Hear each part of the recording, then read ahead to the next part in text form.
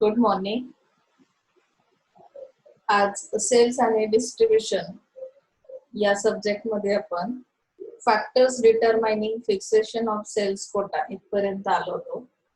तर आपल्याला सेल्स जे काही सेल्सचे टाइप्स आहेत किंवा टाइप्स ऑफ सेल्स कोटाज आहेत किंवा सेल्स फोरकास्टिंग आहे त्याचा आपण स्टडी केला. यामध्ये आज आपण जे काही फॅक्टर्स बघणार आहोत की जे सेल्स कोटा डिफाइन करण्यासाठी उपयोगी पडतात, तर यामध्ये तुम्हाला वन बाय वन सांगणार आहे मी. त्यामध्ये त्यांनी सांगितलंय की four types of methods of fixing sale quotas, whatever is the method adopted by the company. म्हणजे कंपनीला इथे फ्रीडम दिलेला आहे की तुम्हाला कुठल्या टाइपचा डेटा कुठली मेथड अप्लाय करायची ते तुम्ही इथे ठरवणार आहात. ओके, तर त्यामध्ये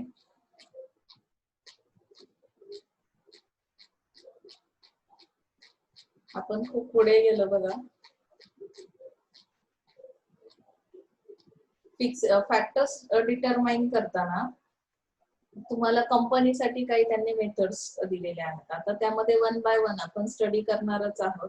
मग कंपनी काय करते की जसं sales manager needs to consider various factors before fixation of sales quotas. तुमच्या कंपनीसाठी जेव्हा तुम्हाला एखादी मेथड अडॉप्ट करायची आहे तेव्हा सेल्स मॅनेजर काय करतील की तुमच्या नीड्स काय आहेत आणि तुम्ही कशा पद्धतीने मार्केटमध्ये सर्वाइव्ह करणार आहात किंवा तुमचं टार्गेट काय आहे त्यानुसार काय करतील की त्यातली एखादी मेथड तुमच्यासाठी चूज करतील आणि त्यानुसार तो सेल्स कोटा म्हणजे एक ठराविक पार्ट, एक हिस्सा काय केला जाईल तुमच्यासाठी अलोकेट केला जाईल. त्या पद्धतीने तुम्ही ते सेलिंग पुढे करणार आहात.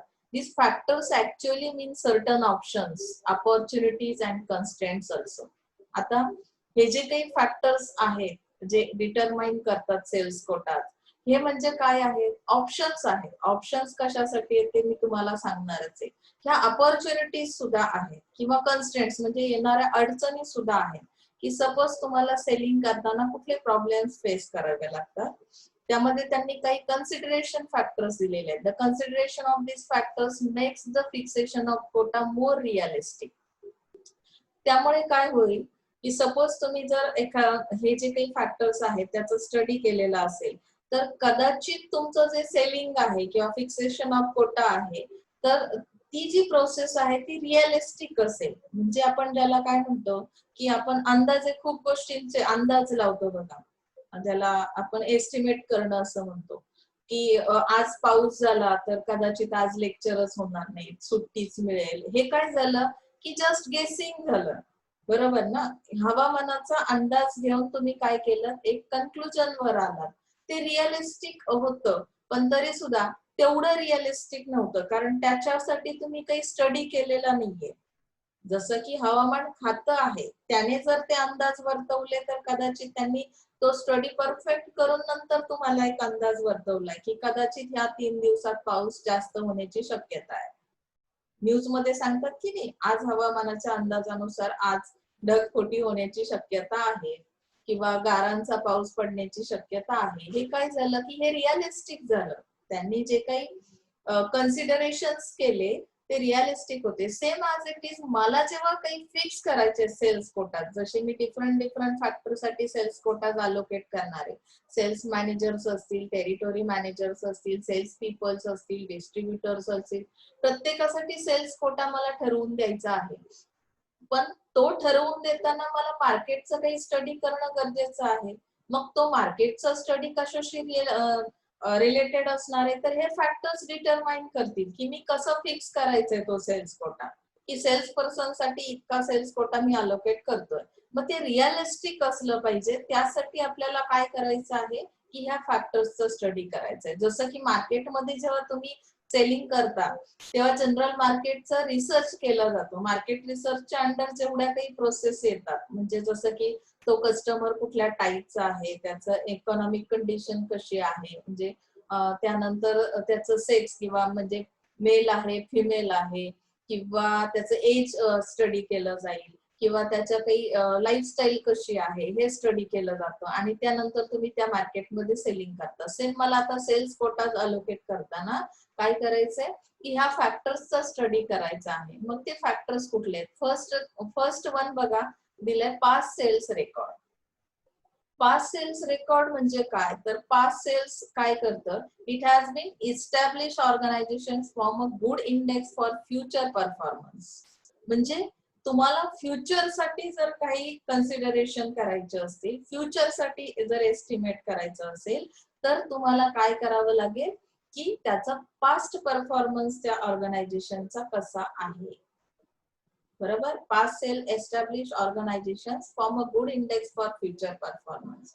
While setting sales quotas, past sales may be taken into account and the future of sales quotas is fixed based on the past sales. New companies can fix their sales quota by observing and going through the past sales of the competing firms.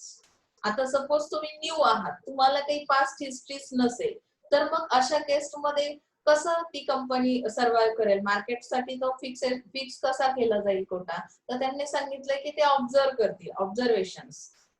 आणि जे काही competing firms आहेत मार्केटमध्ये already same similar पद्धतीने जे काही मार्केटमध्ये selling करणारे आहेत, तर ते कशा पद्धतीने तो फिक्स करतात किंवा त्यांच्या ऑब्झर्वेशन्स मध्ये काय काय तुम्हाला स्ट्रॉंग पॉइंट्स, वीक पॉइंट्स तुमच्या जे लक्षात येतील त्यानुसार तुम्ही अलोकेट करू शकता जर तुम्ही मार्केटमध्ये न्यू असाल. समजते का इथपर्यंत?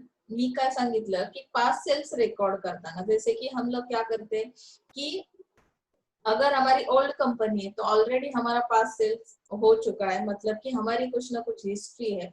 हिस्ट्री के हिसाब से हमारी ऑर्गेनाइजेशन कितना सेल कोटा मतलब डिफाइन कर सकती है, इसका हमें अंदाजा आता है. कितना सेलिंग होता है इसके थ्रू, तो हम लोग फ्यूचर के लिए कुछ कंसिडरेशंस रखते हैं कि फ्यूचर में इतना होना चाहिए. ओके. और न्यू कंपनी जो है उनकी जिनकी पास्ट हिस्ट्री नहीं है, वो लोग क्या करेंगे कि अदर कॉम्पिटिटिंग फर्म्स जितने हैं मार्केट में उनको ऑब्जर्व किया जाएगा. उनके ऑब्जर्वेशन के थ्रू हम क्या करेंगे, कुछ कंसिडरेशंस निकालेंगे, कुछ एस्टिमेट करेंगे और उसके थ्रू हम लोग क्या करेंगे, सेल्स कोटा डिफाइन करेंगे. Is that clear? Next thing आहे बाइंग पॉवर ऑफ कस्टमर्स. आता बाइंग पॉवर कशी आहे, मी सेल्स कोटा डिफाइन करते पण मी कोणासाठी करणार आहे हे सगळं. मार्केटिंग हा जो टॉपिक आहे लक्षात घ्या मार्केटिंग वाल्यांनी की ज्या काही ऍक्टिव्हिटीज तुम्ही करणार आहात ते कोणासाठी असणार आहेत, कस्टमर साठी. आणि कस्टमर साठी जेव्हा तुम्ही एखादं हे करतात की ज्याला आपण म्हणतो अंदाज वर्तवताय किंवा कन्सिडरेशन्स ठेवताय, तर त्या कस्टमरची ऍक्च्युअल कंडिशन काय आहे मार्केटमध्ये, तो कशा पद्धतीने बिहेवियर करतोय, तो कुठल्या कंडिशन मध्ये आहे, तो काय सर्व्हाइव्ह करतोय, तर ह्या सगळ्या गोष्टींचा आपल्याला विचार करावा लागेल. मी खूप चांगल्या क्वालिटीचं प्रोडक्ट तयार केलं, मेरे पास बहुत अच्छा प्रोडक्ट है, मुझे सेल करना है, जिसको सेल करना है वो कस्टमर, उसको उसकी बाइंग पावर है क्या, उतना क्वालिटी प्रोडक्ट, उतना एक्सपेंसिव प्रोडक्ट लेने की अगर उसकी कैपेसिटी नहीं, तो शायद मेरा जो ये है फ्यूचर के लिए जो भी मैं कंसिडर करूंगी तो उतना मेरा सेल होने वाला नहीं है. तो यहाँ पे हमें बाइंग पावर भी चेक करनी है, जैसे कि उसका economic status, income levels check करनी है, कौन से एरिया से वो रिलेटेड है, एरिया का भी हमें सोचना पड़ेगा ना यहाँ पे, उसके हैबिट्स क्या है, तो उसके हिसाब से मुझे वो एस्टिमेट बनाना पड़ेगा. मैं सेल्स कोटा क्या करूंगी उस एरिया के लिए, पर्टिकुलर एरिया के लिए मैं डिफाइन करूंगी. Is that clear? कंपनी की पॉलिसी कौन सी है, थर्ड पॉइंट बता रहा है कि how is the quality of goods. और आपका अगर गुड क्वालिटी है तो उसके लिए कंपनी कौन सी पॉलिसी रखती है, डिस्काउंट्स कितने दिए जाएंगे, सेलिंग की टर्म क्या होगी, उसका अफेक्ट यानी कि सेल्स कोटा पे कितना होगा. तो जैसे कि मैंने अगर डिसाइड किया है कि यहाँ पे मुझे सेल्स पर्सन के लिए इतना सेल्स कोटा देना है, लेकिन उसके साथ मेरी कंपनी की पॉलिसी क्या है कि मैंने अगर कोई डिस्काउंट भी नहीं रखा है लेकिन मेरे एक्सपेक्टेशंस बहुत है मार्केट से. यहाँ पे क्या हो सकता है कि कोई ऑफर मेरे पास नहीं है, कंपनी की पॉलिसी में ऐसी कोई टर्म नहीं की जिसकी वजह से वो कस्टमर फ्यूचर में जो भी कस्टमर मेरा प्रोडक्ट परचेस करेगा तो वो क्या करेगा, उतने मेरे एक्सपेक्टेशन के हिसाब से रिस्पॉन्स देगा. ऐसा तो नहीं हो सकता. तो मुझे यहाँ पे कंपनी को कुछ पॉलिसीज डिफाइन करने पड़ेंगे, जिसकी वजह से मुझे क्या होगा, यहाँ पे प्रॉफिट होगा।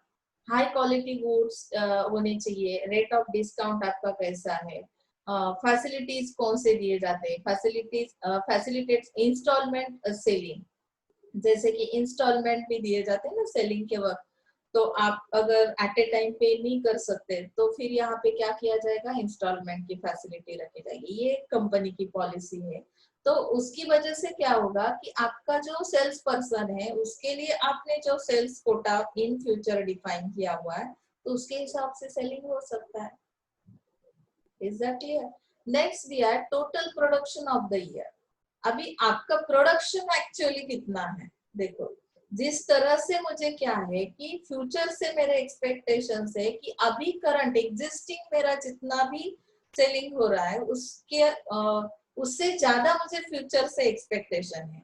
तो अभी जितना मेरा प्रोडक्शन है उससे ज्यादा प्रोडक्शन तो मेरा होना चाहिए। अभी ईयरली मैं कितना प्रोडक्शन करती हूँ, अभी आगे के 5 इयर्स के लिए जो कंसिडरेशन है मेरे, तो उसमें मुझे अपडेट करना पड़ेगा।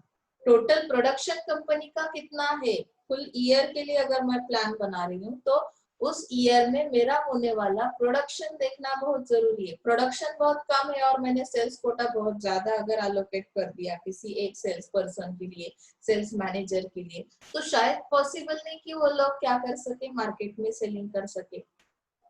ओके, समझ में आ रहा है ना? नेक्स्ट दिया extent of competition. What is mean by extent of competition? तो यहाँ पे कंपटीशन किस तरह से बढ़ रही है उसका भी मुझे नॉलेज होना बहुत जरूरी है। उसका नॉलेज नहीं है तो फिर मैं सेल्स कोटा फिक्स नहीं कर सकती। यहाँ पे बताया if the company is facing high competition the sales quota is fix low. Why? क्योंकि आपकी कंपनी की पॉलिसी क्या है, आपका प्रोडक्शन कितना है, आपका पास सेल कितना है, उसके बारे में सोचने के बाद मुझे ये डिफाइन करना है। कंपटीशन की जानकारी भी रखनी है, अभी कितनी कंपटीशन है मार्केट में, एग्जिस्टिंग मार्केट की कंपटीशन मैंने स्टडी की तो मुझे समझ में आएगा कि फ्यूचर में कंपटीशन बढ़ भी सकती है या कम भी हो सकती है, दोनों पॉसिबिलिटीज है। उसके हिसाब से मुझे सेल्स कोटा अलोकेट करना है, तो वो कभी कभी लो भी हो सकता है अगर कंपटीशन हाई है। The intensity of competition is inversely proportional to the size of the sales quota. यानी कि competition का और इसका inversely proportion है। That means the companies enjoying lesser competition can have larger sales quota for each salesperson as there is possibility of large volume of sales. Competition जब भी कम हो जाएगी यहाँ पे मेरा सेल्स बढ़ जाएगा, यानी सेल्स कोटा मैं बढ़ा सकती हूँ। कंपटीशन जितनी हाई है उसमें क्या होगा, सेल्स कोटा कम हो जाएगा, सेल्स वॉल्यूम कम हो जाएगा। Is that clear?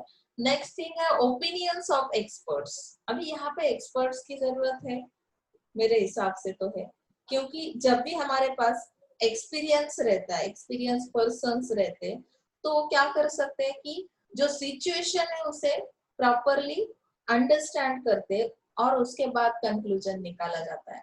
मेरा अनुभव ये कहता है, क्या कहता है, तो हम लोग सुनते हैं ना वैसे कि एक्सपर्ट्स यानी कि कौन से भी फील्ड के हो, अभी मेडिकल फील्ड का एक्सपर्ट कहेगा कि शायद आने वाले फ्यूचर में आपको ये करना जरूरी है, एक्सरसाइजिंग बहुत जरूरी है, हर रोज आप एक्सरसाइज करो, क्योंकि जो भी डाइट हम लोग खा रहे हैं, अभी जितने सारे प्रोडक्ट्स हमारे पास है उसमें क्या है, मिलावट है। तो ऑब्वियसली वो हेल्दी रहने के लिए क्या करेंगे, एक्सपर्ट्स हमें सजेशंस देंगे। वैसे ही यहाँ पे ओपिनियंस जो है एक्सपर्ट्स के, एक्सपर्ट्स क्या कहते हैं, experts in the sales field are of immense help in determining the sales quota. Dealers, agents, consultancy firms and other agencies that are closer to the market area in a position to know the kind and quantity of goods that can be sold in a particular area. And companies can take the help of such agencies or persons in fixing sales quota for each salesperson. अभी मुझे कुछ area के लिए सोचना है, particular area के लिए sales Kota जो है वो डिफाइन करना है। तो मैं क्या करूंगी, जो एक्सपर्ट्स कौन है अभी यहाँ पे सेल्स फील्ड में, सेल्स फील्ड के एक्सपर्ट्स कौन है यहाँ पे, जैसे मैंने मेडिकल फील्ड के लिए आपको बताया कि डॉक्टर्स आपको कुछ सजेस्ट कर रहे हैं, तो यहाँ पे डीलर्स लोग जो है जो कि एक्चुअली सेलिंग प्रोसेस में रहते हैं, एजेंट्स जो है जिनका कांटेक्ट डायरेक्टली कस्टमर के साथ या उस एरिया के साथ आता है, कंसल्टेंसी फर्म्स जो है, तो इस तरह के जो लोग हैं वो डायरेक्टली कस्टमर के कांटेक्ट में होने के कारण क्या होता है यहाँ पे कि उन्हें उस मार्केट की कंडीशन के बारे में, पोजीशन के बारे में पता होता है, यानी कि कस्टमर का बाइंग बिहेवियर किस तरह का है, मार्केट की कंडीशन क्या है, उसका लाइफस्टाइल क्या है, उस पर्टिकुलर एरिया का एनवायरनमेंट किस तरह का है, आपका प्रोडक्ट किस टाइप का है, तो कितना सेल हो सकता है, वो लोग एग्जैक्टली उनके एक्सपीरियंस के हिसाब से बता सकते।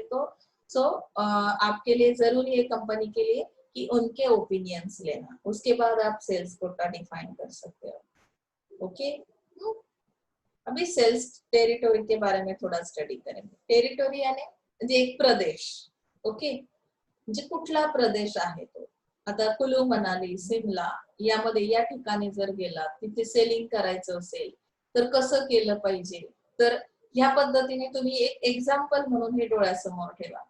Sales territory consists of existing and potential customer assigned to salesperson. म्हणजे आत्ताचे आहेत ते customer, that is called existing, आणि पोटेन्शियल म्हणजे मला काय करायचे की पुढे भविष्यात मला संभाव्य किती आहेत मिळणारे customer.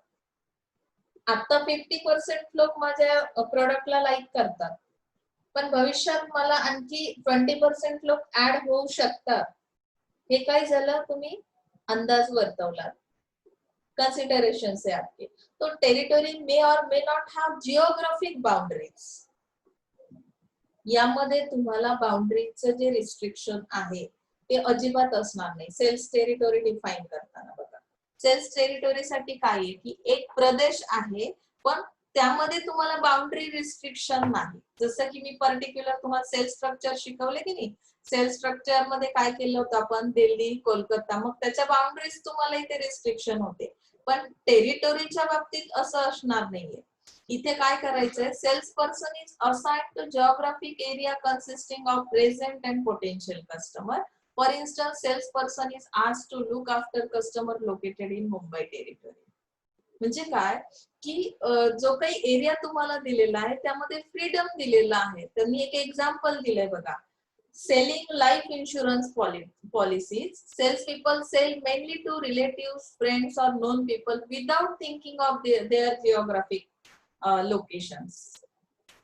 We are not seen in their geographical area because of what we consider the potential customers which they are joined with our selling system। म्हणजे काय की इथे तुम्हाला ऍक्च्युअली जी काही पॉलिसीचं एक्झाम्पल दिलंय, लाईफ इन्शुरन्स पॉलिसीज, त्या जेव्हा सेल केल्या जातात तेव्हा आपण मोस्ट ऑफ देम फर्स्ट जो आपला कस्टमर, एक्झिस्टिंग कस्टमर कुठला असतो की आपले फ्रेंड्स, रिलेटिव्स, नोन पीपल्स, ज्यांना आपण ओळखतो, हा आपला पहिला source, that is called existing customers. Potential customers कौन हो सकते हैं फिर कि जो किसी भी एरिया में, अभी इनके लिए भी एरिया डिफाइन नहीं किया है कि जो मेरे फ्रेंड्स है वो एक ही गांव में रहने वाले, या जो भी मेरे नॉन पीपल्स है वो भी एक ही मुंबई लोकेशन अगर लिया तो सब मुंबई में रहने वाले, ऐसा नहीं है। तो यहाँ पे मेरी जो जियोग्राफिकल बाउंड्रीज का रिस्ट्रिक्शन है वो तो बिल्कुल नहीं है। मैंने क्या कर दिया कि एग्जिस्टिंग और पोटेंशियल, ऐसे दो टाइप के कस्टमर के बारे में ओनली यहाँ पे क्या रखा है, थिंकिंग रखा है कि फर्स्ट मेरा सोर्स वो जो है दैट इज कॉल्ड एग्जिस्टिंग, और फ्यूचर में कुछ और भी लोग क्या हो सकते हैं, ज्वाइन कर सकते हैं इस सेलिंग में। वो जो पॉलिसी है लाइफ इंश्योरेंस पॉलिसी, कोई और भी ले सकता है, शायद मेरा जो फ्रेंड है उसके फ्रेंड का फ्रेंड भी क्या हो सकता है, ज्वाइन हो सकता है, क्योंकि उसे उस जब तक जानकारी नहीं मिलती तब तक वो लोग तो ज्वाइन नहीं करने वाले। लेकिन अगर इनको बेनिफिट्स पता चल रहा है कि ये पॉलिसी लेने के बाद मेरे जो फ्रेंड्स है, मेरा जो एग्जिस्टिंग कस्टमर है, उसे अगर उस बेनिफिट्स के बारे में जानकारी मिलती है तो वो क्या करेंगे, कम्युनिकेट करेंगे, they are communicate with others and that's why they are join with us. Okay, so यहाँ पे क्या है कि जो सेल्स टेरिटरी है इसमें हमें क्या करना है कि रिव्यू करना है sales reasons for setting up reviewing sales territories. क्यों करना है ये, इसका रिव्यू क्यों लेना है? तो जैसे उन्होंने बताया कि कुछ रीजंस दिए, यहाँ पे हम लोग देख सकते हैं the reasons or advantage for setting up and subsequently reviewing of revising sales territories are many. Some of the major reasons for companies to establish sales territories. अभी कंपनी को एस्टेब्लिश करना है सेल्स टेरिटोरीज को, तो establish करते वक्त उन्होंने कुछ रीजंस दिए कि क्यों करना है हमें आखिर। जैसे हमने सेल्स कोटास के बारे में फैक्टर्स देखे कि जिसका स्टडी करने के बाद हम परफेक्टली क्या कर सकते हैं कि आगे के बारे में, आगे फ्यूचर में जो भी होने वाला है तो उसके लिए कुछ कंसिडरेशंस रख सकते हैं, उसके हिसाब से सेल्स कोटा एलोकेट कर सकते हैं। वैसे यहाँ पे भी अगर कोई सेल्स स्टोरी टेरिटोरी हमें क्या करनी है, सेट करनी है, तो उसके लिए सेटिंग के लिए कुछ रीजन है सेट करने के पीछे कि जैसे इंक्रीज मार्केट और कस्टमर कवरेज। ये सेटअप क्यों करना है सेल्स टेरिटोरी का? तो मुझे क्या करना है, मार्केट इंक्रीज यानी मार्केट क्या करना है, एक्सपांड करना है, बढ़ाना है। तो उन्होंने बताया well design sales territory allows sales people to spend sufficient time with present and potential customers also and which improves the market coverage. अभी मार्केट को कवर करना यानी कि ओनली मुझे क्या करना है, मैं अगर आपके सामने ओनली बैठी हूँ, इसका मतलब ये तो नहीं है कि मैं आपको कुछ सिखा रही हूँ। कैमरा में ओनली मेरा पिक्चर दिख रहा है, मैं कुछ भी नहीं बात कर रही हूँ, कम्युनिकेशन बिल्कुल नहीं है यहाँ पे, तो शायद ये कवरेज नहीं है। मैंने पूरी सिस्टम लगा दी, मेरे सामने कैमरा लगा दिया, ये पिक्चर है यानी पीपीटी या जो भी मैं पीडीएफ में दिखा रही हूँ, तो वो सब तो है, लेकिन फिर भी कवरेज नहीं हो रहा है। तो कवरेज कैसे होगा कि मुझे सफिशिएंट टाइम देना पड़ेगा प्रेजेंट एंड पोटेंशियल कस्टमर्स के लिए। That means which improves the market coverage and this way the company does not lose any business to its competitors. अगर मैं sufficient time आपके लिए नहीं दे रही हूँ तो शायद पॉसिबल ही नहीं है कि मैं आपके जो कॉम्पिटिटर्स है उनके आगे जा सकती हूँ या कंपटीशन में मैं आगे रह सकती हूँ। कॉम्पिटिशन का भी यहाँ पे सोचना है। देखो, कॉम्पिटिशनला निग्लेक्ट करून चालणार नाहीये, मला काय करायचंय, फक्त आणि फक्त सेलिंग करणं इतकाच माझं काय नाहीये, पर्पज असणार नाहीये। माझं पर्पज काय आहे की मला टोटल मार्केट कव्हरेज करायचं, इन्क्रीज करायचंय माझं मार्केट आहे त्या तेवढ्यावर मी काय सैटिस्फाइड असणार नाही। मेरे पास जितना है उतना काफी नहीं है मेरे लिए, मुझे आगे भी मार्केट में रहना है और उसे बढ़ाना, एक्सपांड करना है। So it is necessary for setting up sales territory, that is the reason. Okay, next thing बताइए।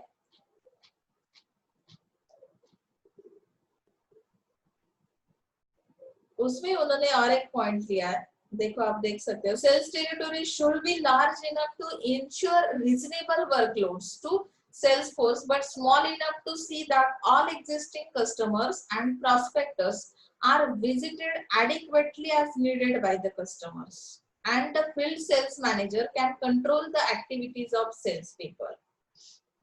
And if the sales territories are set up properly, well designed, sales territories allow salespeople to cover existing and potential customers economically and adequately.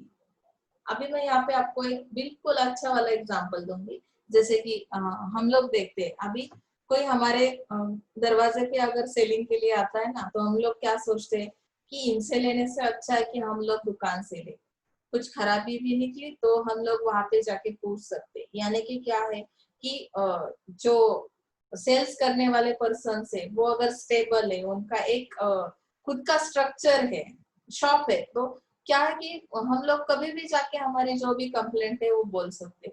लेकिन जो हमारे घर पे आने वाले selling के लिए पीपल्स रहते हैं, तो हम लोग झट से उन पे ट्रस्ट नहीं कर सकते। क्यों नहीं करते?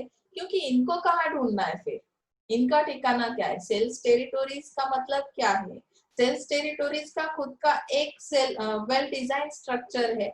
उनके लिए प्रॉपर ऐसे सेल्स मैनेजर क्या करता है कि सेल्स पीपल को कंट्रोल करने के लिए कुछ एक्टिविटीज किए जाते हैं। वो जो सेल्स पर्सन आपके यहाँ पे आने वाले, तो उनके बारे में सोचना, उनके लिए कुछ एक्टिविटीज डिफाइन करना, ये सब तो सेल्स मैनेजर करेगा। और अगर आपको पता है कि ये लोग हमें मिल सकते हैं, तो शायद क्या होगा कि हम लोग उनसे भी परचेस कर सकते हैं। तो यहाँ पे ये एक आपका मेन रीजन है कि जिसकी वजह से हम सेल्स टेरिटोरीज का सेटअप करेंगे, प्रॉपर सेटअप। तो हम क्या कर सकते हैं, सेलिंग आसानी से कर सकते हैं। Control selling expenses. अभी यहाँ पे सेलिंग एक्सपेंस जो है उसे भी कंट्रोल करना है। बहुत बार हमने देखा है, अभी जैसे हमने एसडीएम स्टार्ट किया है तब से हम लोग देख रहे हैं कि सेल्स पीपल्स जो है उन्हें अगर सेलिंग के लिए हम लोग भेजते हैं तो लॉजिंग का जो एक्सपेंस है या जो फूड मटेरियल है, ट्रैवलिंग, वो सब एक्सपेंसेस इसमें आते हैं। तो हमें क्या करना है कि इन सारी चीजों को कंट्रोल करना है, सेलिंग एक्सपेंसेस को। तो कैसे कर सकते हैं, उन्होंने बताया the result is reduction of selling expense as a percent of sales revenue. With no geographic sales territory, the salespeople will have to travel to their customer from the sales office, as and when needed, spending more time and money in traveling. With proper sales territories, there is better control on the selling expenses of the salespeople. मतलब क्या है कि आपका एक office रहेगा, जो office all areas को, मतलब यहाँ पे ज्योग्राफिकल रिस्ट्रिक्शन निकाला हुआ है, तो यहाँ पे एरिया का कुछ ऐसा रिस्ट्रिक्शन नहीं है, तो जिसकी वजह से आप क्या कर सकते हैं कि एक जगह बैठ के आप क्या कर सकते हो कि ट्रैवलिंग के एक्सपेंसेस कंट्रोल कर सकते हो, यहाँ से बैठ के ही आप सेलिंग कर सकते हो। तो जिसकी जरूरत है कंट्रोल करने के लिए selling expenses, okay. Sales people पे भी कंट्रोल रह सकता है, जैसे कि अगर मेरा कुछ डिजाइन किया हो, वेल प्लान ऐसा ऑफिस है जिसके थ्रू मैंने सेल्स पीपल एलोकेट किए, जो लोग क्या करते हैं एक जगह बैठ के भी सेलिंग कर सकते हैं। तो जैसे हम इंटरनेट का यूज, टेक्नोलॉजी का यूज कर लेते हैं ना, उस तरह से। तो हम लोग क्या, हमें वहां पे जाने की जरूरत नहीं पड़ती है, हम लोग एंगेज रख सकते हैं, हमारे एक्टिविटीज के थ्रू हमारे जो कस्टमर्स है उनको एंगेज किया जा सकता है उस प्रोसेस में सेलिंग के। हम लोग वेबसाइट के थ्रू एडवर्टाइजिंग करेंगे, उनसे कम्युनिकेशन करेंगे, मैसेजेस देंगे। तो इसकी वजह से क्या होगा कि बाकी के जो एक्सपेंसेस है वो ऑटोमेटिकली रिड्यूस किए जाएंगे। Is that clear? Better evaluation of sales force performance. Territory की वजह से क्या हो सकता है कि हमारा परफॉर्मेंस जो है, बेटर इवैल्यूएशन कर सकते हैं उसका, सेल्स फोर्स परफॉर्मेंस। तो यहाँ पे उन्होंने बताया sales manager can evaluate the performance of each sales person in a better way when the salesperson is assigned to a specific sales territory. Each sales territory business potential can estimate, and sales quota for each salesperson can be decided based on the company share of market potential of the territory. यहाँ पे जो भी area आपको specific दिया है, sales territory दी है, तो उसमें मैं किस तरह से काम कर रही हूँ, सेटअप तो होना बहुत जरूरी है। जैसे मैंने बताया कि रिस्ट्रिक्शंस नहीं रखे तो शायद आपका परफॉर्मेंस हम इवैल्यूएशन नहीं कर सकते। तो इसके लिए जरूरी बताया कि एक टेरिटोरी दो सेल्स पीपल के लिए, स्पेसिफिक सेल्स टेरिटोरी अलोकेट करने के बाद मैं क्या करूंगी कि एक्चुअल सेल्स परफॉर्मेंस को मुझे मेजर करना पड़ेगा कि वीकली मैंने कितना सेल किया, क्वार्टरली कितना किया, मंथली कितना किया, ईयरली कितना किया। तो as उन्होंने बताया and the same is compared with the respective sales goals of the salesperson. अभी रिस्पेक्टिव सेल्स गोल्स यानी एक्चुअली आपको जो कंपनी ने सेल्स गोल्स दिए, जिस तरह का आपका ऑब्जेक्ट है उससे मुझे कंपेयर करना है मेरा परफॉर्मेंस। कंपनी के गोल्स कितने हैं कि वीकली मेरा 100 पैकेट सेल होना बहुत जरूरी है उस पर्टिकुलर सेल्स टेरिटरी के लिए। तो मेरे हिसाब से तो 50 ही पैकेट्स में सेल कर पा रही हूँ, तो मेरा जो परफॉर्मेंस है वो कैसा है, गुड रहेगा या बैड? ऑब्वियसली बैड रहेगा। क्यों? क्योंकि जो रिस्पेक्टिव सेल्स गोल्स है सेल्स पर्संस के, उसके हिसाब से बहुत वीक है मेरा परफॉर्मेंस, मुझे इम्प्रूव करने की जरूरत है। तो शायद यहाँ पे इम्प्रूवमेंट के लिए आपको क्या मिल सकती है, स्पेस मिल सकती है। इवैल्यूएशन ही नहीं हो रहा है, टेरिटोरी अलोकेट की मैंने, सब स्ट्रक्चर तो मेरा प्रॉपर है, डिजाइनिंग वगैरह सब है, इवैल्यूएशन नहीं है प्रॉपर, परफॉर्मेंस किस तरह से वो सेल्स फोर्स दे रहे हैं। तो शायद मुझे यहाँ पे इम्प्रूवमेंट ही नहीं होगी, तो धीरे धीरे मेरा बिजनेस कम होता जाएगा, प्रॉफिट कम होता जाएगा मार्केट में, मैं फ्यूचर का तो सोच ही नहीं सकती, अभी जो करंट सिचुएशन है वो भी पूरी खराब हो जाएगी, तो ये हमारे लिए अच्छा नहीं रहेगा। तो इसके लिए हमें सेटअप के जो रीजंस दिए, सेटअप करते वक्त मुझे किन चीजों के बारे में सोचना है, तो थर्ड थिंग इवैल्यूएशन करना है। फोर्थ वन दिया है इम्प्रूव कस्टमर रिलेशंस। अभी रिलेशंस बनाने के लिए हमें टाइम तो देना पड़ता है, जनरल लाइफ के हिसाब से भी हम सोच सकते हैं कि जैसे भी फ्रेंड सर्कल है हमारे, मैं आपको तो लास्ट ईयर से बताती हूँ, फ्रेंड्स के साथ रिलेशन बनाना है तो भी टाइम पीरियड तो होना चाहिए, उनके साथ कुछ टाइम पीरियड स्पेंड करते हैं ना हम लोग, जैसे कि उनके बर्थडे पे एटलीस्ट आपको रोज तो हर रोज तो नहीं मिल सकते, तो फिर आप बर्थडे विशेष करते हो, जो स्पेसिफिक उनके लाइफ के इवेंट्स है उसमें शामिल होना। तो यहाँ पे भी वैसे बताया कि sales person spend adequate time with present and potential customers to understand their problems and needs also. मतलब क्या है कि हमें उन्हें उनके साथ अगर रिलेशन बनाने तो पहले उनको समझना बहुत जरूरी है। बऱ्याचदा आपण काही काही रिलेशनशिप्स असे बनवतो की ज्यामध्ये आपण पुरेसं एकमेकांना ओळखतही नाही आहोत, लगेच झटकन आपण फ्रेंडशिप करून टाकतो, पण नंतर जेव्हा आपल्याला ऍक्च्युअली समजायला सुरुवात होते की ही पर्सनॅलिटी कशी आहे किंवा माझं थिंकिंग पॉवर आणि याचं खूप डिफरंट आहे, आणि मग ब्रेकअप सारखे प्रकार तुमच्या कॉलेज स्टुडंटच्या लाईफ मध्ये तर खूप होतात, कारण आपण एखाद्याला अंडरस्टँड करण्यापूर्वीच रिलेशन मेंटेन करायला बघतो किंवा रिलेशन ठेवायला बघतो, आणि मग त्यामुळे खूप प्रॉब्लेम्स फेस करावे लागतात अशा रिलेशनशिप मध्ये। त्यामुळे इथे सुद्धा सेम सांगितलंय की कस्टमरला पहिल्यांदा अंडरस्टँड करा, त्याचे नीड्स काय आहेत ते समजून घ्या, find solutions and their relationships improve, त्याच्यावरची सोल्युशन्स तुमच्याकडे असली पाहिजे, आणि त्यानंतर इम्प्रूव्ह केली जाते कस्टमर सोबत रिलेशनशिप। मुझे पता ही नहीं है मेरे कस्टमर की नीड क्या है, तो मैं सॉल्यूशंस कैसे दूंगी, जो भी मैं देने वाली हूँ मार्केट में, तो उसकी वजह से कस्टमर सेटिस्फाइड होना बहुत जरूरी है, अगर वो सेटिस्फाइड नहीं तो रिलेशन बनेगा ही नहीं।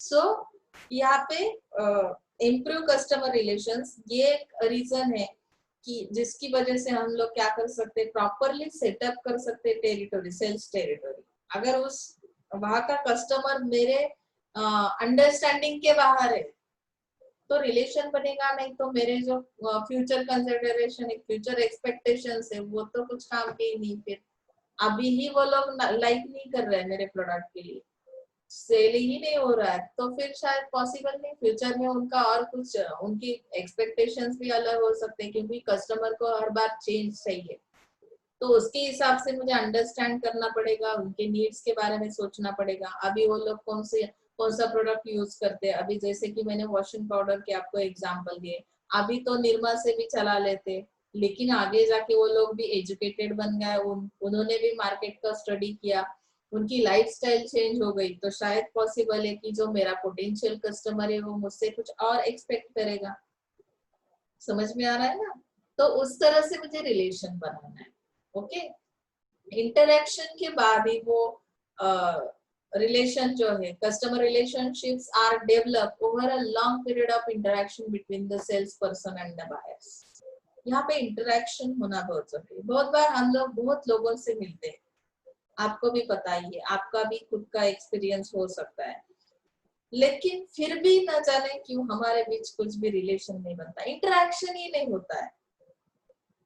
आते जाते रोज कभी कभी ऐसा होता है, जसं की तुम्ही कॉलेजला येताय, कॉलेजला येतानाचा तुमचा जो टायमिंग आहे त्या टायमिंगला तुम्हाला रोज एखादा पर्सन भेटतो, त्याच्याशी तुमचं बोलणंही होतं, स्माइल देता तुम्ही, पण असं काही खास इंटरॅक्शन नाहीये की ज्याच्यामुळे तुमच्यात रिलेशनशिप बनावी किंवा तुम्ही पुढे फ्युचर मध्ये त्याला आठवणीत ठेवावं, असं काहीही होत नाही।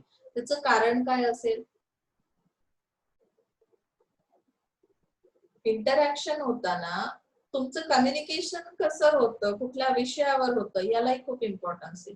तुम्ही किती बेनिफिशियल अशी इन्फॉर्मेशन प्रोव्हाइड करता यावर ते डिपेंड आहे। आता सेल्स पर्सन जेव्हा जेव्हा रेग्युलर तुम्हाला व्हिजिट करतील, रेग्युलर व्हिजिटमुळे इंटरॅक्शन होतं, पण ती व्हिजिट कशी आहे, त्या व्हिजिट मध्ये तुम्ही नक्की एकमेकांशी कुठला संवाद साधला, कुठल्या टाईपचं कम्युनिकेशन तुम्ही एकमेकांशी केलं. बऱ्याचदा आपण म्हणतो ना, याचं बोलणं ऐकलं की डोकं दुखायला लागतं, काही असं महत्वाचं नाही बोलत, काहीतरी वायफट बोलतो. म्हणजे काय झालं, इंटरॅक्शन होईल का? नाही होणार. आणि जर तुम्हाला त्याच्या बोलण्यामुळे त्रास होतोय तर तो काय बोलतोय याकडे तुम्ही लक्ष द्याल का? अजिबात देणार नाही आहात. म्हणजे तुमच्या ज्या नीड्स आहेत तर त्याला समजणार नाही, तो तुम्हाला अंडरस्टँड करू शकत नाही किंवा तुम्ही त्याला अंडरस्टँड करू शकत नाही. सेम ॲज इट इज इथे सेल्स पर्सनच्या बाबतीत, because each sales person is assign a group of customers. एका पर्टिक्युलर ग्रुपसाठी एक सेल्स पर्सन अपॉइंट केला जाईल. त्याने काय करायचे, व्हिजिट द्यायच्या आहेत. व्हिजिटच्या थ्रू इंटरॅक्शन होणं गरजेचं आहे. तुम्ही त्या कस्टमरला अंडरस्टँड करणं गरजेचं आहे. त्याच्या नीड्स आणि त्याच्या जे काही प्रॉब्लेम्स आहेत त्यावर सोल्युशन्स तुमच्याकडे असतील तर तो कदाचित तुमच्याशी रिलेशनशिप मध्ये येऊ शकतो. Is that clear? Increase sales force effectiveness हे एक रिझन आहे. म्हणजे सेल्स टेरिटोरी जेव्हा आपण सेटअप करतोय, सेल्स फोर्सचा इफेक्टिव्हनेस कसा आहे, तो इन्क्रीज कसा करता येईल. आता जी काही प्रॉपर स्ट्रक्चर डिझाईन केलेलं आहे सेल्स पीपल साठी, काही वर्कलोड तुम्ही दिलेला आहे. Workload is reasonable and conflicts are minimum. Reasonable आहे म्हणजे काय, की त्याला पेलवेल एवढाच वर्कलोड दिला तरच तो काम काय करू शकेल, इफेक्ट दाखवू शकेल. तुम्ही मला जर दिवसभरात मॅडम मार्केटिंगच्या म्हणून दिवसभर 7-8 लेक्चर घ्यायला सांगितले तर इफेक्ट येणार आहे का? अजिबात येणार नाही. कारण काय, की पर्सन एकच आहे, त्याची कॅपॅसिटी तुम्ही कन्सिडर करा की तो किती बोलू शकतो. काही जण म्हणत असतील मॅडम तुम्ही खूप जास्त बोलता, हो की नाही? पण इथे तुम्हाला काय करायचंय, सेल्स टेरिटोरीचं डिझायनिंग करताना सेल्स पर्सन साठी वर्कलोड हा रिझनेबल असला पाहिजे, कॉन्फ्लिक्ट्स कमी असले पाहिजे. Conflicts are minimum as specific customers are assigned to them. त्या कस्टमरच्या जे काही कॉन्फ्लिक्ट्स म्हणजे काय, की तिथे खूपच अडचणी आहेत. म्हणजे इतके कॉन्फ्लिक्ट्स आहेत सोसायटीमध्ये, कॉन्फ्लिक्ट्स नाही तसं होत नाही, पण त्याचं प्रमाण मॅक्सिमम एंड मिनिमम कितना है, परसेंटेज कितना है उस कॉन्फ्लिक्ट्स का, उसके बारे में भी मुझे सोचना है. उसके बाद मैं इफेक्टिवनेस देख सकती हूँ. बहुत बार ऐसा होता है कि हमारे हिसाब से तो कस्टमर है ही नहीं. जो टेरिटोरी मेरे लिए, अगर मैं सेल्स पर्सन हूँ ऐसा कंसिडर करो, तो मेरे लिए जो टेरिटोरी अलोकेट की है उसमें वहां का जो कस्टमर है वो बिल्कुल स्टेबल माइंड नहीं है, उसे अंडरस्टैंड करना ही नहीं आ रहा है. मतलब हम लोग बोलते हैं ना कभी कभी कि इसको समझना इतना आसान ही नहीं, बहुत साल से इसको देख रहे हैं लेकिन अभी भी मुझे समझ में नहीं आता कि ये बंदा है कैसा. होता है ना कभी कभी. तो इसके लिए उन्होंने बताया conflicts are minimum as specific customers are assigned to them and sales person is clearly responsible to maintain good relationship with specific customers, and all these positive factors contribute to improve the salesperson's performance and effectiveness in terms of consistently achieving and exceeding the goals or quotas also. Sales people के लिए क्या आसान है वो उन्होंने बताया कि अगर गुड रिलेशनशिप मेंटेन करनी है तो जरूरी है कि वहां पे कॉन्फ्लिक्ट्स कम हो, मिनिमम कॉन्फ्लिक्ट्स हो, आपका वर्कलोड रीजनेबल हो. तो हम लोग क्या कर सकते हैं कि ये जो कंट्रीब्यूशन है पॉजिटिव हो सकता है, यानी कि सेल्स पर्सन का परफॉर्मेंस कैसे हो सकता है, बेटर आ सकता है और इफेक्ट भी हम लोग मेजर कर सकते हैं. Okay, improve coordination. कोऑर्डिनेशन को इम्प्रूव करना है. अभी कोऑर्डिनेशन इम्प्रूव करना है तो इसके लिए क्या जरूरी है, पहले कम्युनिकेशन होना बहुत जरूरी है. Company sales performance improves substantially if the salesperson is involved in coordinating various elements of marketing communication. जैसे मैंने आपको बताया ना, कोऑर्डिनेशन से पहले कम्युनिकेशन किन चीजों के साथ है, मार्केटिंग कम्युनिकेशन जो है, एलिमेंट्स ऑफ मार्केट हमने जो स्टडी किए, तो उनका जो कम्युनिकेशन है उसमें कोऑर्डिनेशन का होना बहुत जरूरी है. जितने एलिमेंट्स हमने स्टडी किए मार्केटिंग के, उसमें हम कम्युनिकेट किस तरह से कर रहे हैं, उन सारे फैक्टर्स के बीच जो भी हमारा कोऑर्डिनेशन है वो प्रॉपर होना चाहिए, उसमें इंप्रूवमेंट होनी चाहिए. जैसे कि हम लोग देख सकते हैं distribution of sales promotion materials like coupons, point of purchase, displays, samples to retailers, ensuring adequate stocks at retail stores before a major advertising campaign, and training retailers salespersons. अभी रिटेलर्स को हम लोग क्या कर रहे हैं कि हमारा जो स्टॉक है वो प्रोवाइड करना है। मार्केटिंग की एक एक्टिविटी उन्होंने एक्सप्लेन की है इसमें। अगर मुझे क्या करना है, कुछ ऑफर्स प्रोवाइड करने, सेल्स प्रमोशंस मुझे प्रोवाइड करने, तो उसके लिए कूपन्स है या पॉइंट ऑफ परचेज जैसे कि डिस्प्ले किया जाता है, वो किस तरह से करना है, उस या सैंपल्स कौन से हम लोग प्रोवाइड करेंगे। हम लोग सैंपल भी देते हैं ना, सैंपल प्रोडक्ट। तो रिटेलर्स के लिए हमें स्टॉक मटेरियल अवेलेबल करना है, कुछ एडवर्टाइजिंग के कैंपेन्स हमें क्या करने, मैनेज करने, ट्रेनिंग देना हमारे रिटेलर्स को कि किस तरह से मेरा प्रोडक्ट मार्केट में जाना चाहिए। तो ये सब क्या हुआ कि ये जो कंसेप्ट है कम्युनिकेशन की, ये आईएमसी के अंडर आती है, इंटीग्रेटेड मार्केटिंग कम्युनिकेशन के अंडर, जिसमें अगर मैंने प्रॉपर कोऑर्डिनेशन रखा, सेल्स पीपल अगर एक्टिवली वर्क कर रहे हैं तो इम्प्रूव हो सकता है कोऑर्डिनेशन। उनके एक्टिविटीज किस तरह के हैं, मतलब मार्केट रिसर्च किस तरह से किया जा रहा है, टेली मार्केटिंग किस तरह से हो रहा है। कभी कभी ऐसे होता है ना कि जैसे किसी की आवाज सुनते ही हमें बहुत इरिटेट होने लगता है, जैसे कि फोन कॉल आया, जैसे सेल्स पीपल भी कॉलिंग करते हैं ना, एडवर्ट मतलब आपको अगर मार्केटिंग करना है, कस्टमर को मैंने टारगेट किया हुआ ये टेरिटरी में दिए, तो मैं यहाँ के कस्टमर के लिए क्या करूंगी, टेली मार्केटिंग मैंने कर दिया। तो आपकी आवाज, आपके बोलने का अंदाज बहुत अलग है, डिफरेंट है, जो कि मुझे अच्छा नहीं लग रहा है, तो शायद वहां पे कम्युनिकेशन नहीं होगा। कम्युनिकेशन नहीं होगा तो कोऑर्डिनेशन प्रॉपर नहीं होगा। ओके ना।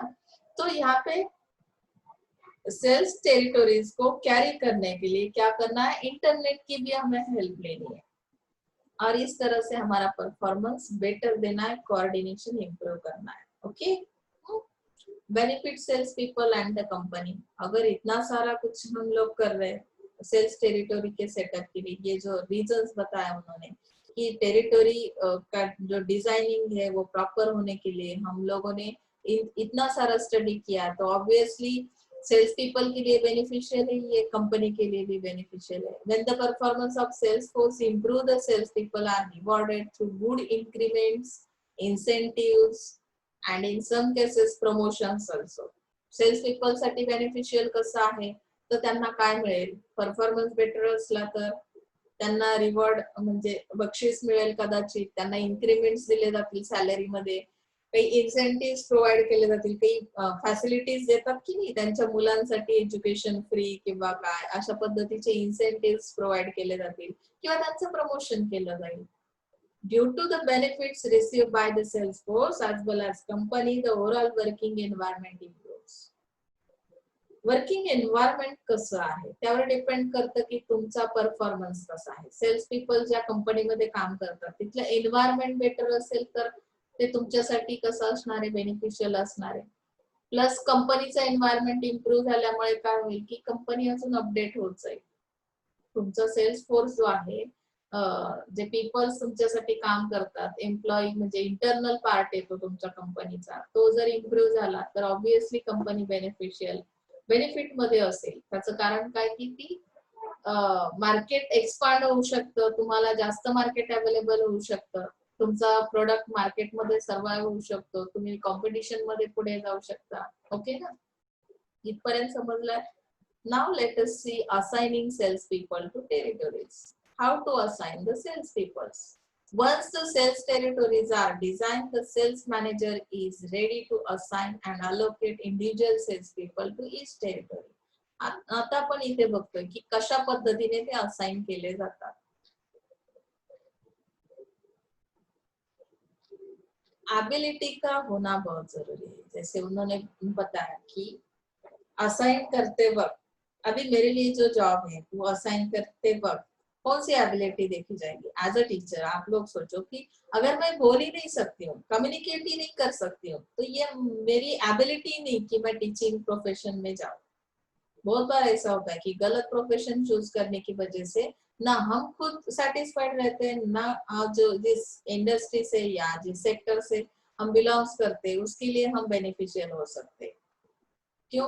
क्योंकि वो एबिलिटी ही नहीं है. सेल्स पीपल के लिए असाइन करते वक्त टेरिटोरी, तो उसमें फर्स्टली हमें एबिलिटी देखनी है. तो हमें एबिलिटी में कौन से पॉइंट आएंगे, जैसे कि टीचर के लिए मैंने कम्युनिकेशन नेसेसरी है बताया, मुझे बोलने की आदत ही नहीं, मैं बहुत बार चुप ही रहती हूँ, तो शायद पॉसिबल नहीं मैं स्टूडेंट से कोऑर्डिनेट कर सकती हूँ, कम्युनिकेट कर सकती हूँ। जो भी मेरा नॉलेज है मुझे क्या करना है, प्रेजेंट करना है उस तरह से। सेल्स पीपल की एबिलिटी क्या है, रिलेटिव एबिलिटी, यानी कि उसे अगर सेल्स करना है तो सेल्स के बारे में वो उससे क्या जानकारी है। Sales people based on key factors such as product and market knowledge. उसके पास मार्केट का नॉलेज होना बहुत जरूरी है, प्रोडक्ट के बारे में नॉलेज होना बहुत जरूरी है, उसका पास्ट परफॉर्मेंस क्या है, मतलब कि सेल्स कोटास अचीव करते वक्त उसने किस तरह का परफॉर्मेंस दिया है। Ability in verbal and written communication, वो वर्बल कम्युनिकेशन किस तरह से करता है, रिटन कम्युनिकेशन में कौन से वीक पॉइंट्स है। जैसे कि हम लोग जानते हैं बहुत बार बहुत सारे लोगों का वीक पॉइंट है कि वो स्पेलिंग नहीं लिख सकते। कम्युनिकेशन, रिटन कम्युनिकेशन में कुछ भी अगर सेंटेंस आपका रहा तो शायद इसका इम्पैक्ट आपके कस्टमर पे भी बुरा हो सकता है। वर्बल कम्युनिकेशन करते वक्त बहुत बार मैं एक ही वर्ड को रिपीट करती जाती हूँ, तो भी प्रॉब्लम हो सकती है। तो एबिलिटी होना आपके अंदर रिटन एंड वर्बल कम्युनिकेशन की, सेलिंग का स्किल होना यानी कन्विंसिंग पावर आपके अंदर होना बहुत जरूरी है। किसी एक ने बताया ये प्रोडक्ट मुझे नहीं चाहिए, आप आगे जा सकते हो, मैंने छोड़ दिया फिर उस कस्टमर को, ऐसा तो नहीं चलेगा। सेलिंग स्किल यानी कि आपके बोलने का अंदाज किस तरह का है, आप किस तरह से प्रेजेंट करते हो उस प्रोडक्ट को, प्रोडक्ट के बारे में क्या जानकारी जिसकी वजह से वो कस्टमर अट्रैक्ट हो सकता है, ये सारी चीजें उसमें असाइन करते वक्त देखना बहुत जरूरी है। एबिलिटीज को देखना बहुत जरूरी है। बाय आइदर गिविंग इक्वल और different weightages, sales manager evaluates each sales person on relative ability. Okay, salesperson effectiveness in a territory. अभी उन्होंने एग्जांपल भी बहुत अच्छा दिया है, देखो for instance the sales person who was born and brought up in urban environment of Mumbai will find it very difficult to deal with customer from rural territory। अभी effectiveness उस टेरिटरी के लिए सेल्स पर्सन का किस तरह का है वो भी चेक करना पड़ेगा। जैसे कि हम हमारा बैकग्राउंड चेक करते हैं, सेल्स पीपल कहाँ से बिलोंग्स करता है, रिलेटेड कौन से एरिया से है। अगर उसका बॉर्न ही मुंबई से है, वो मुंबई में ही रहा है, तो जॉब के लिए अगर उसे अर्बन एरिया में हम लोग भेज रहे हैं तो पॉसिबल नहीं कि वो अर्बन रूरल एरिया के रूरल टेरिटरी को उस तरह से टारगेट कर सके जिस तरह से हमें एक्सपेक्टेशन है। मतलब क्या कि उन्होंने बताया it will also help if the sales person is familiar with the local language and custom of the territory. उस टेरिटरी के बारे में सेल्स पर्सन को नॉलेज होना बहुत जरूरी है, उसके लिए वो फैमिलियर होना बहुत जरूरी है। तभी हम लोग अंडरस्टैंड कर सकते हैं कस्टमर को, उसके नीड्स को समझ सकते हैं, उसके प्रॉब्लम्स को समझ सकते हैं, और हमें वो प्रॉब्लम सॉल्व करने के लिए लैंग्वेज एक बैरियर है। मतलब कि अगर मैं मुंबई की रहने वाली हूँ, एज अ सेल्स पर्सन मैं जॉब करती हूँ, तो नेसेसरी मुझे उनकी लैंग्वेज के बारे में भी, अगर मुझे रूरल टेरिटोरी में जाना है तो वहाँ की लैंग्वेज किस तरह की है मुझे उसके बारे में थोड़ा बहुत तो नॉलेज होना चाहिए। अगर लैंग्वेज ही नहीं आ रही तो हम कम्युनिकेशन कैसे करेंगे। आप बोलोगे कि वो मैडम एक दूसरे के लिए में हो रहा था ना कम्युनिकेशन, उन दोनों की भी तो लैंग्वेज अलग थी, फिर भी तो हो गया सब कुछ, ऐसा नहीं चलेगा। सेल्स पर्सन अभी उनका इफेक्ट आना है, तो इफेक्ट के लिए क्या है, कम्युनिकेशन जरूरी है। ओनली हम लोग क्या कर रहे हैं, गेस्टर्स पोस्टर्स का यूज कर रहे हैं, हम लोग दिखा रहे हैं पोस्टर हमारे प्रोडक्ट का, वो लोग कुछ और ही समझ रहे हैं तो भगा देंगे आपको।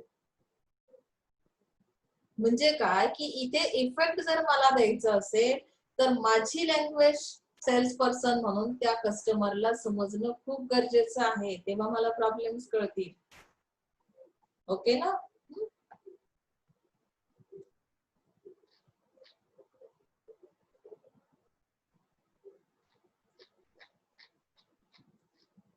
Use of IT in territory management. आता आयटीचा वापर आपल्याला करणं ऑल फील्ड साठी ते नेसेसरी झालंय, तुम्हालाही माहिती की अगदी म्हणजे कुठल्याही मॅनेजमेंटचं कुठलंही फंक्शन असेल, planning, organising, directing, everything in each and everything need IT.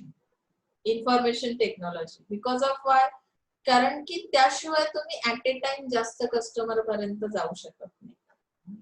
Possible नाही. तेवढा वेळ तुम्ही वेस्टेज ऑफ टाइम होईल तुम्हाला, ती फार लेंदी प्रोसेस होईल. आणि त्यामुळे आपण काय करतो, आयटीचा वापर करतो. इथे जसं सांगितलं की कम्प्युटर्सचा वापर केला जातो. Aligning sales for designing and aligning sales territories, computers and mapping software are increasingly use by sales managers.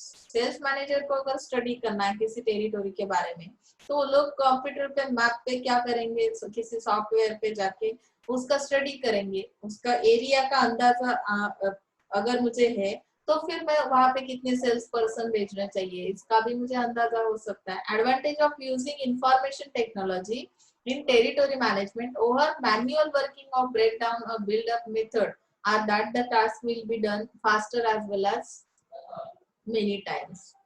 म्हणजे काय की मला जेवढं फास्ट जायचं आहे, कारण मार्केटमध्ये तुम्ही जर बघितलं खूप डिफरंट टेरिटोरीज आहेत किंवा खूप डिफरंट टाइपचं कस्टमर आहे, फार कॉन्फ्लिक्ट खूप जास्त प्रमाणात आहेत.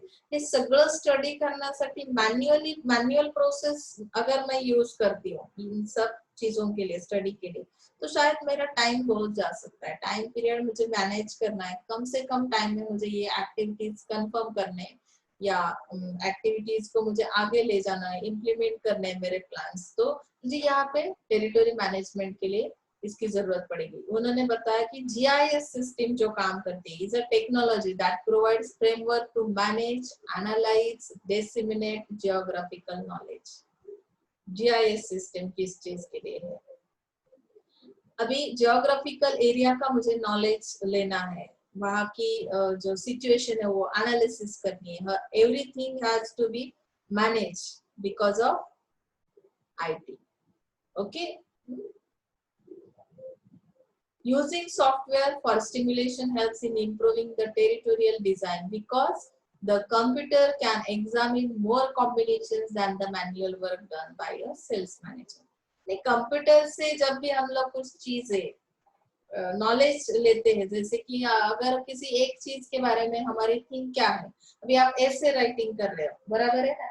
ऐसे राइटिंग करते वक्त मैन्युअली आपने खुद के हिसाब से एक ऐसे लिखा, लेकिन वहीं पे मैंने गूगल सर्च किया तो बहुत सारे लोगों के उसमें क्या आएंगे, स्पीच आएंगे या नॉलेज जिन्होंने उस सब्जेक्ट रिलेटेड, टॉपिक रिलेटेड दिया. तो क्या होगा कि मेरा काम और आसान बनेगा, इफेक्टिवनेस उसमें आएगा और नॉलेज उसमें मेरी जो थिंकिंग है उसमें और कुछ थिंकिंग ऐड हो जाएगी. कॉम्बिनेशन की वजह से वो उस टॉपिक का या उस एसे का जो वेटेज है वो बढ़ता है.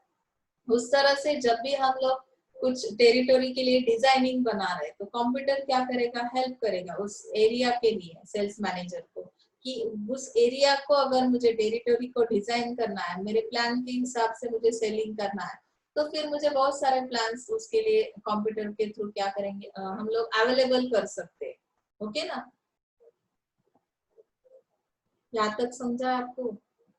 ये पार्ट नहीं है, हमें रीजंस नहीं है क्यों करने, उसके आगे का पार्ट है सेलिंग. तो हम लोग यहाँ पे रुकते हैं आज के लिए, हम कल स्टार्ट करेंगे सेलिंग का. आई थिंक आपको समझा ही है. बहुत सारे लोगों ने मुझे अभी तक किसी फर्स्ट यूनिट का असाइनमेंट दिखाया नहीं है, कुछ प्रॉब्लम है तो आप लोग बोल सकते हो. Okay, thank you so much.